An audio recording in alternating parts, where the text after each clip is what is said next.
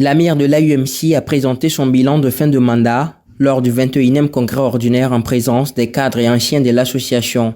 Une présentation débutée par l'expression des sentiments de reconnaissance vis-à-vis des personnes qui l'ont soutenu dans sa tâche. Merci vraiment merci c'est quand je m'approche comme tel exécutif, quand je venais, je n'ai pas imaginé 8 ans, je suis rendu compte que ça faisait assez, mais le militantisme continue. Je remercie le cœur capitaine qui était mon collaborateur, deux mandats également, qui est ici présent. Merci beaucoup, chef.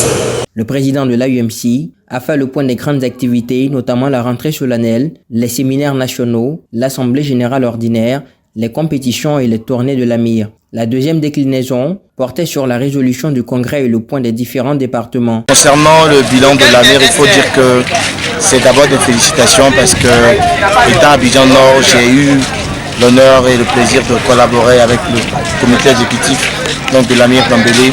Je retiens surtout deux aspects.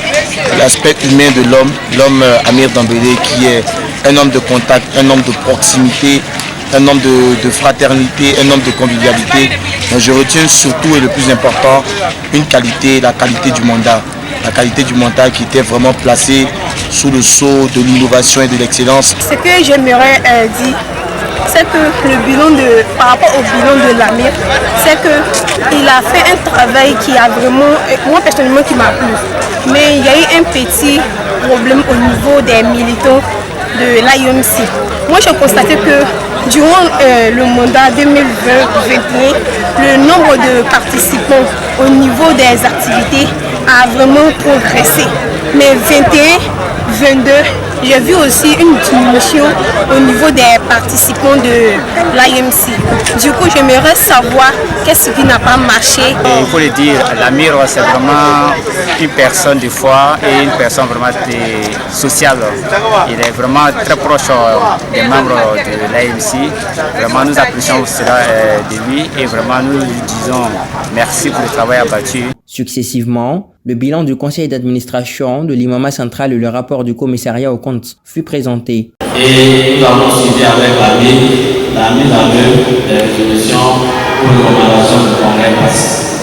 Donc, pour dire simplement que le CA était au côté du comité exécutif des organes pendant à la conception, à la réalisation et au suivi des activités. En ce qui concerne la gestion de crise dans certains mosquées de prière, l'imam central, grâce à son expérience, a géré de façon efficiente les tensions et conflits internes dans nos mosquées de prière et alhamdulillah, il a aussi gardé veille sur l'évolution de chaque mosquée de l'AUMC. N'ayant constaté aucune anomalie significative susceptible d'invalider les comptes, notre opinion est donc que l'État financier donne une image fidèle à toute situation.